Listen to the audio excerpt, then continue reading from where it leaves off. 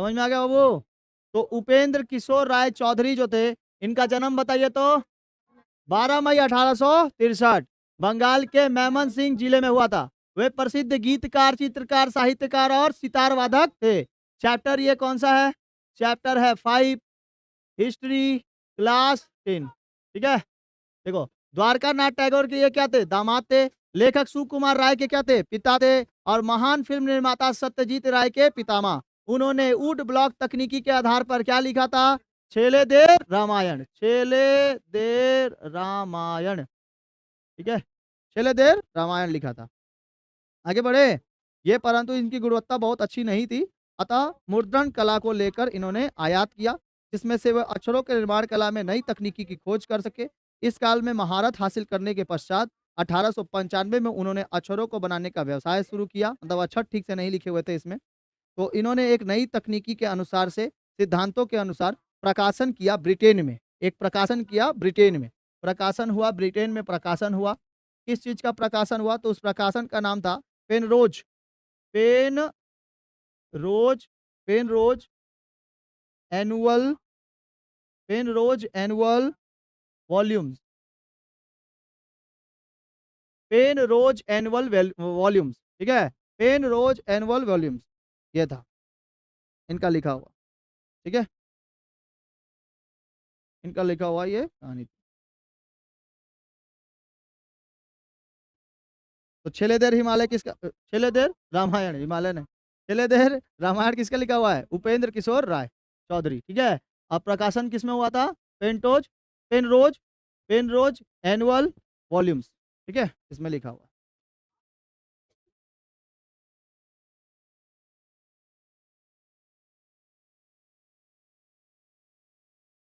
आगे बढ़े तो कुछ समय सारणी देख लेते हैं, क्वेश्चन आ सकता है।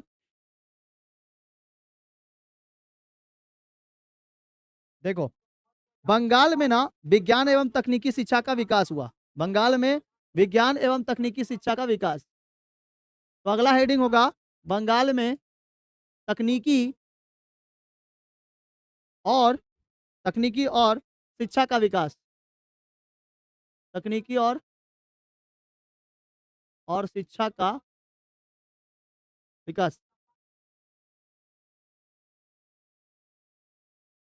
इसमें तकनीकी का विकास कैसे हुआ था?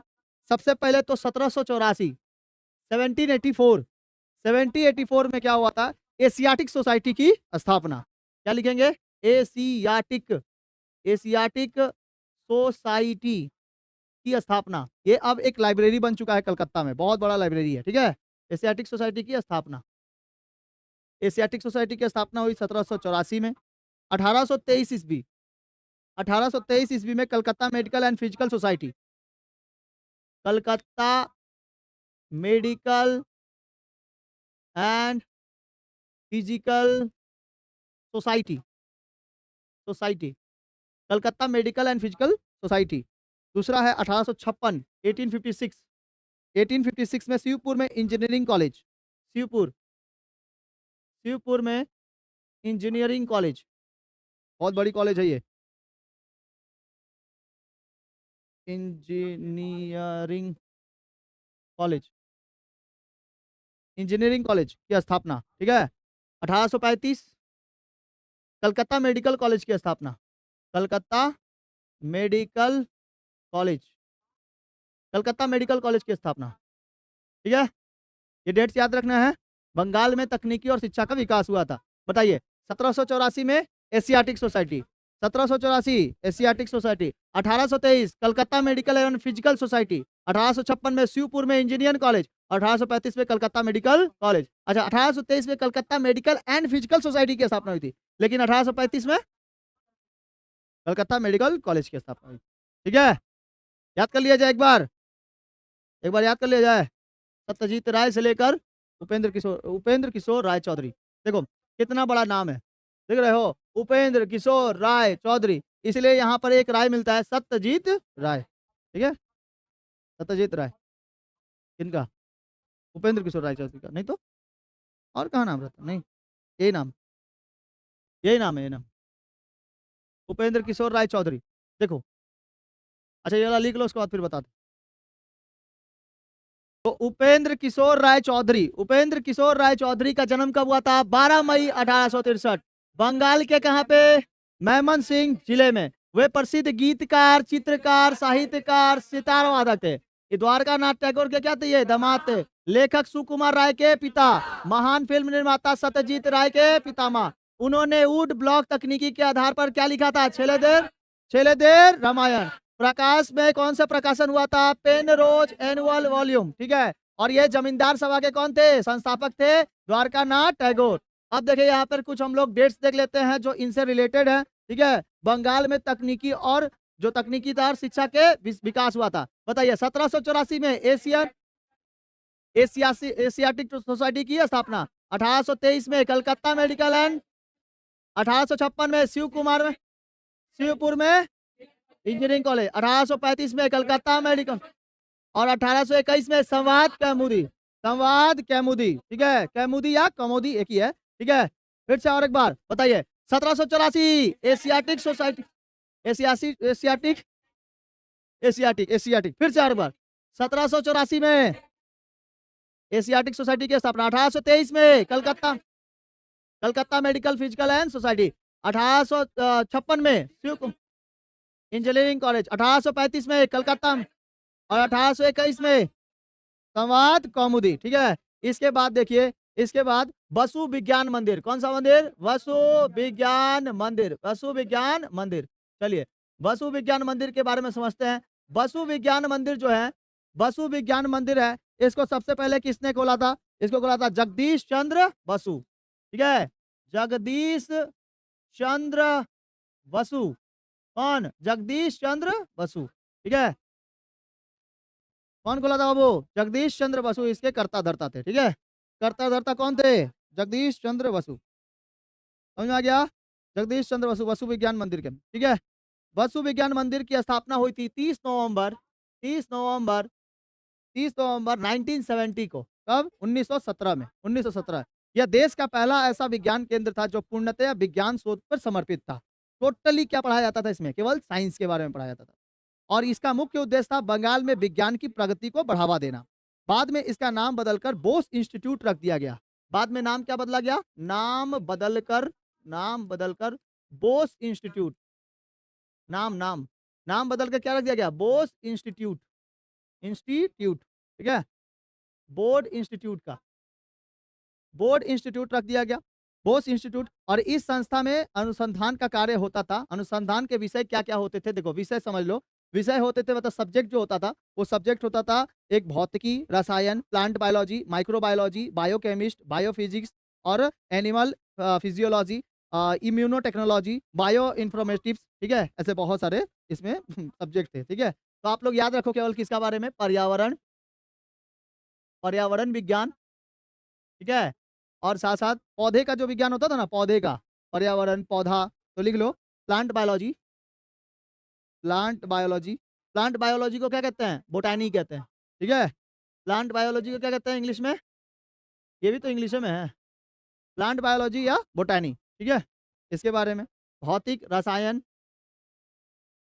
भौतिक रसायन भौतिक रसायन, साथ साथ immuno technology immuno technology technology immuno technology. ठीक है। इम्यूनो टेक्नोलॉजी, इस सब के बारे में पढ़ाया जाता है। वसु विज्ञान मंदिर के पश्चात इनको कहा गया आचार्य जगदीश चंद्र बसु। ठीक है। आचार्य जगदीश चंद्र बसु कहा गया था। ठीक है।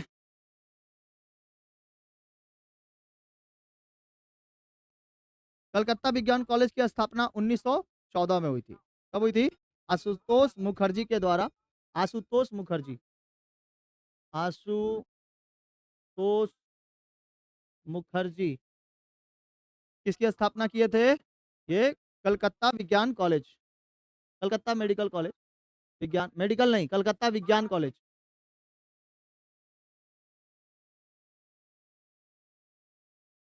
कलकत्ता विज्ञान कॉलेज। ठीक है। कलकत्ता विज्ञान कॉलेज। आशुतोष मुखर्जी 1914, जब प्रथम विश्व युद्ध चल रहा था तो यहाँ पर क्या बन रहा था? कलकत्ता विज्ञान कॉलेज। ठीक है। समझ में आ गया?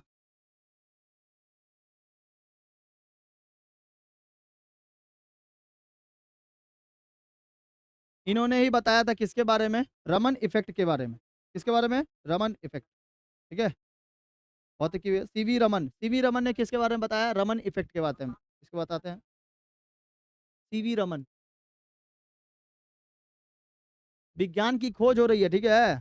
सीवी रमन 1907 से लेकर 1933। CV Raman. Indian association for the cultivation of science. Indian association for the cultivation of science. ठीक है? Indian association of for the cultivation of science, IACS की स्थापना 29 जुलाई 1876 को हुआ था। इसकी स्थापना जो हुई थी 29 जुलाई 1876 को, और इसी में काम कौन करते थे? सीवी रमन करते थे। ठीक है?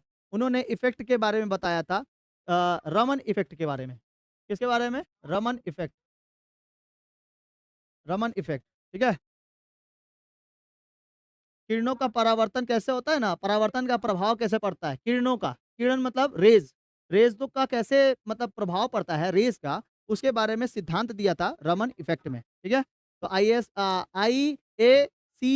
का फुल फॉर्म क्या है? इसका फुल फॉर्म हम लिख देते हैं, Indian association, Indian association, Indian association for the cultivation, cultivation of science. Indian association for the cultivation of science. ठीक है? समझ में आया? नोट्स बना लो, ये सब खतरनाक है। कलकत्ता विज्ञान कॉलेज के कुछ ये थे, शिक्षक लोग थे, महान वैज्ञानिक लोग थे। उन कलकत्ता विज्ञान कॉलेज में महान वैज्ञानिकों का नाम था सीवी रमन भी थे, जिन्होंने रमन इफेक्ट दिया था। और साथ साथ आशुतोष मुखर्जी 1914 में कलकत्ता विज्ञान कॉलेज की स्थापना करते हैं। इसमें लिख देते, PC राय, सीवी रमन, PC राय, PC राय, और KS कृष्णन, KS कृष्णन। ठीक है? और कौन थे? बायोटेक्नोलॉजी शिक्षक थे। ये देखो, ये सबसे मेन मेन लोग थे। और शिक्षक में कौन कौन थे? शिक्षक में थे आचार्य प्रफुल्ल चंद्र राय, आचार्य प्रफुल्ल चंद्र राय, आचार्य प्रफुल्ल चंद्र राय, सर चंद्रशेखर वेंकट रमन, यानी कि सीवी रमन, सीवी रमन। इनका पूरा नाम क्या था? सर चंद्रशेखर वेंकट रमन। ठीक है? साउथ के थे। Sir CV Raman. ठीक है? इनको क्या कहते हैं? Sir CV Raman, sir CV Raman. तो क्या होगा इनका? सी से क्या नाम हो जाएगा? सी से हो जाएगा चंद्रशेखर, वी से वेंकट, और रमन। ठीक है? सर चंद्रशेखर वेंकट रमन। ठीक है? शिशिर कुमार मित्र, और कौन थे? शिशिर कुमार, शिशिर कुमार मित्र, शिशिर कुमार मित्र थे। ठीक है? शिशिर कुमार मित्र। ये सब इंपॉर्टेंट नोट्स है एकदम। शिशिर कुमार मित्र। बसु विज्ञान मंदिर समझ में आ गया? बसु विज्ञान मंदिर की स्थापना किसने की थी? जगदीश चंद्र बसु के साथ साथ आशुतोष मुखर्जी। बसु विज्ञान मंदिर की स्थापना जगदीश चंद्र बसु। लेकिन ये वाला कलकत्ता विज्ञान कॉलेज की स्थापना 1914 में आशुतोष मुखर्जी। ठीक है?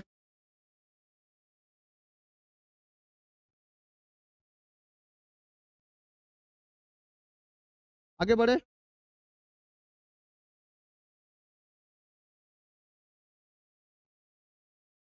क्या याद रखना है?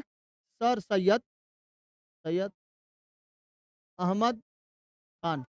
सर सैयद अहमद खान ने इसकी स्थापना की थी। तो इन्होंने किया था Aligarh scientific society, Aligarh scientific society.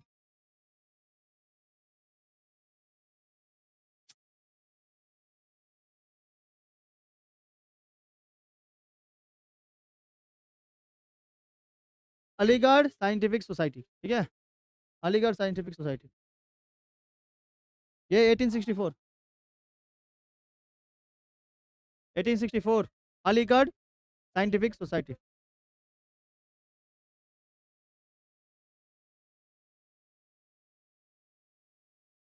लिख लो, अलीगढ़ साइंटिफिक। तो बोलपुर शांति निकेतन कहाँ पर है? बोलपुर में है। शांति निकेतन की स्थापना किसने किया था? रविंद्रनाथ टैगोर। शांति निकेतन, शांति निकेतन, शांति निकेतन की स्थापना देखो, देखो शांति निकेतन जो था ये एक आश्रम भी था। क्या था? एक आश्रम। इस आश्रम की स्थापना किया था देवेंद्रनाथ टैगोर ने। किसने किया था? देवेंद्रनाथ टैगोर, देवेंद्रनाथ टैगोर। ठीक है, देवेंद्रनाथ टैगोर ने स्थापना किया था। कब किया था? 1863, 1863 ईस्वी में किया था देवेंद्रनाथ टैगोर ने। ठीक है, ठीक है। बोलपुर के निकट शांति निकेतन की स्थापना किया। रविन्द्रनाथ टैगोर को भी शांति निकेतन से बहुत लगाव था। वह वहां पर अक्सर अपने पिता के साथ आते जाते रहते थे। देवेंद्रनाथ टैगोर उनके पिताजी थे, तो अक्सर आते जाते रहते थे इस आश्रम में। फिर से बाद में इसका नाम चेंज करके विश्व भारती कर दिया गया। शांति निकेतन आश्रम का नाम चेंज करके क्या रखा गया? 1921 में विश्व भारती, विश्व भारती। तो क्वेश्चन पूछा कि विश्व भारती की स्थापना किसने की थी? रविन्द्रनाथ टैगोर। लेकिन शांति निकेतन आश्रम की स्थापना किसने की थी? देवेंद्रनाथ टैगोर, 1863। ठीक है, तो 1921 में विश्व भारती।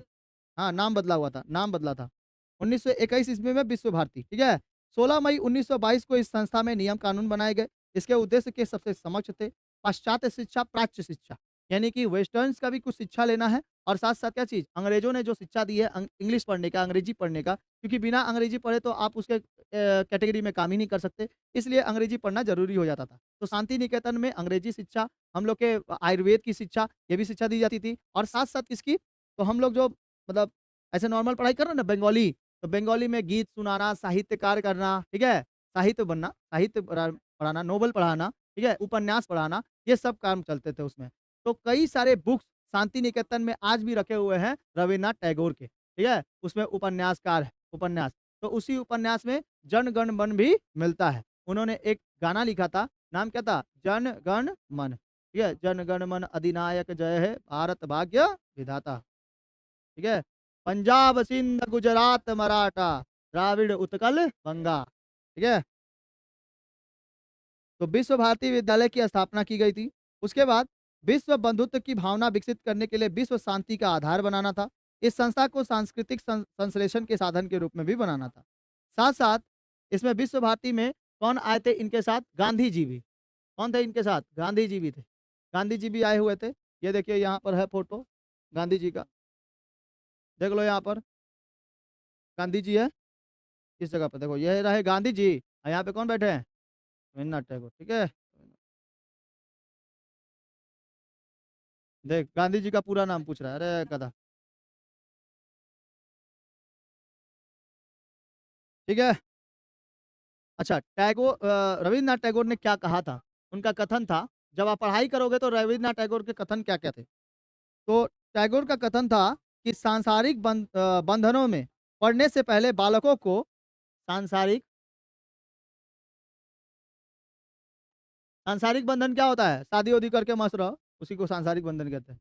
तो सांसारिक बंधनों में पढ़ने से पहले, लड़के लड़कियों की शादी तो पहले जल्दी ना हो जाती थी। ठीक है, 16 साल, ठीक है, 12 साल, 13 साल में शादी हो जाती थी।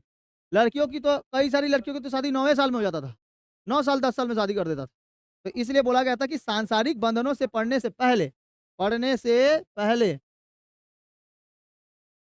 बालकों को अपने निर्माण, बालकों को अपने निर्माण काल में प्राकृतिक, प्रकृति का प्रशिक्षण, प्रकृति का प्रशिक्षण प्राप्त करने दिया जाना चाहिए,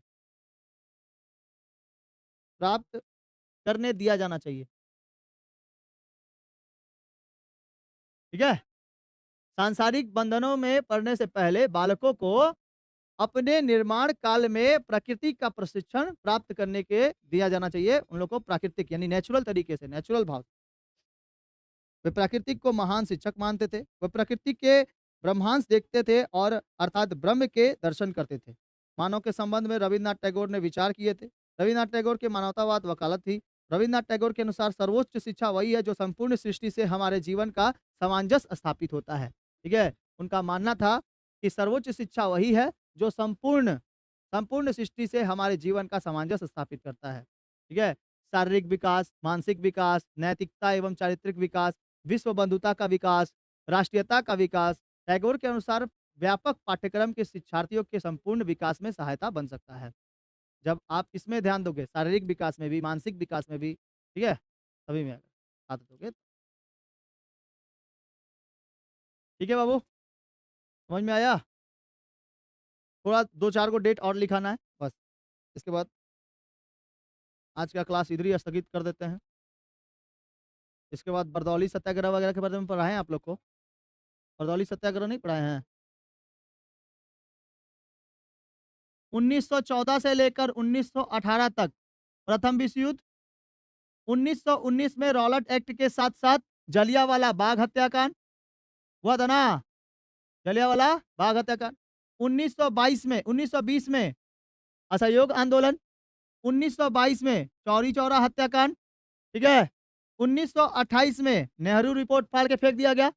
1930 में सविनय अवज्ञा आंदोलन, 1939 में द्वितीय विश्व युद्ध की शुरुआत, 1942 में भारत छोड़ो आंदोलन, 1945 में द्वितीय विश्व युद्ध खत्म, 1947 में देश आजाद, 1900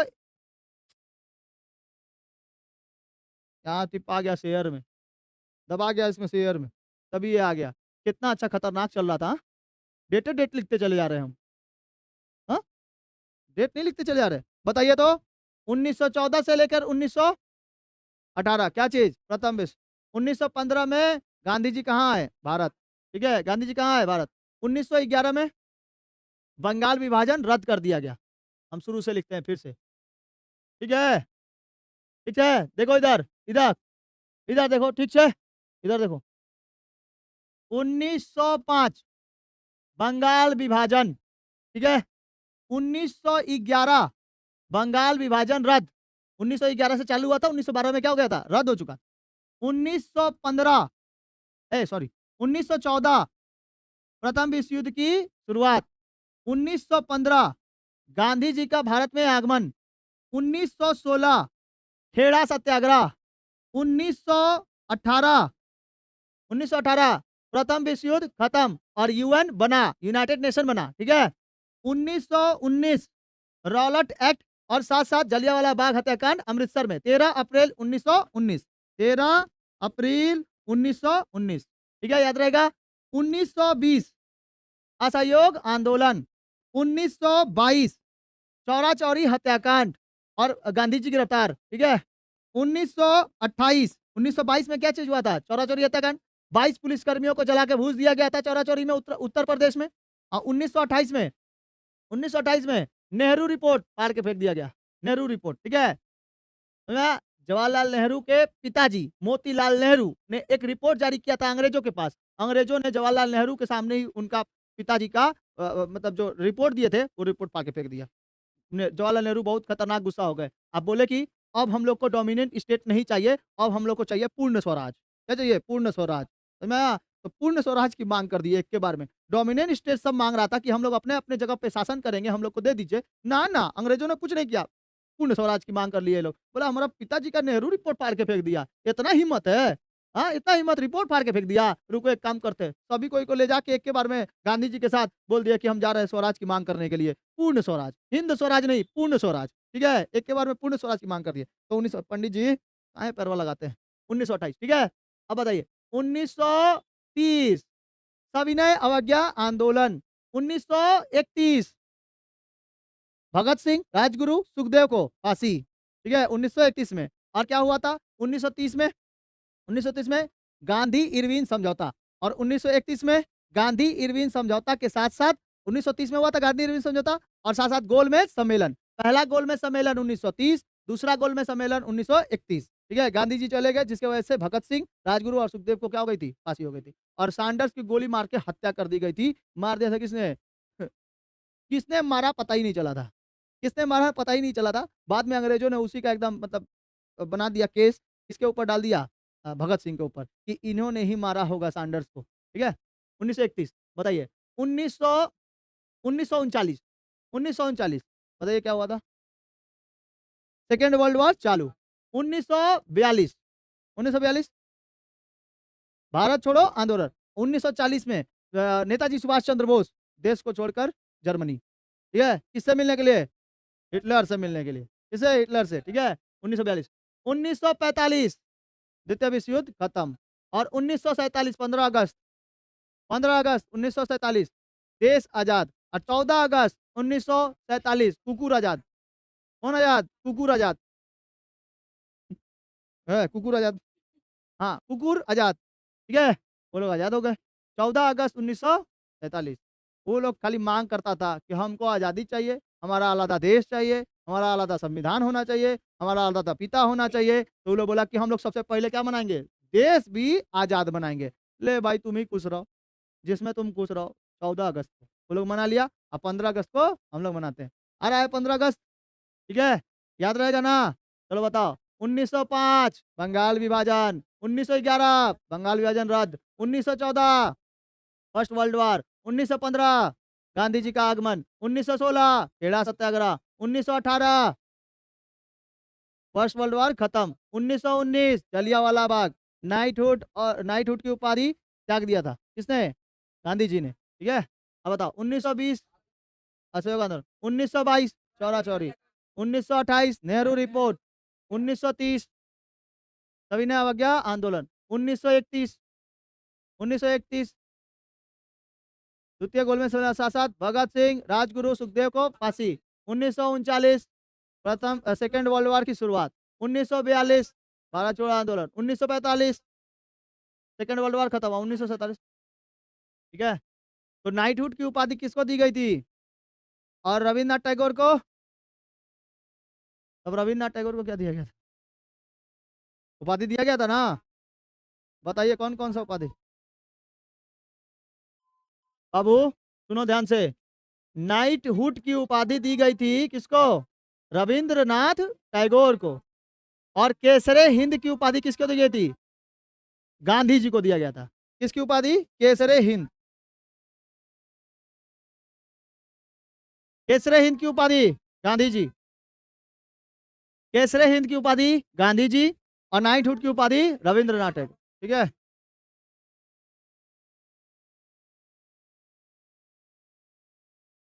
याद रहेगा। केसरे हिंद की उपाधि गांधी जी और नाइटहुड की उपाधि रविंद्रनाथ टैगोर। कोई दिक्कत? और 1919 में इन्होंने क्या त्याग दिया? दोनों के दोनों जो अपनी उपाधियों को त्याग दिया और अंग्रेजों को कहा कि ले जाओ अपना तुम उपाधि। हाँ हाँ, हम नहीं लेंगे तुम्हारी उपाधि। 1919 में जब जलियांवाला बाग हत्याकांड हुआ ना, रविन्द्रनाथ टैगोर गुस्सा हो गए।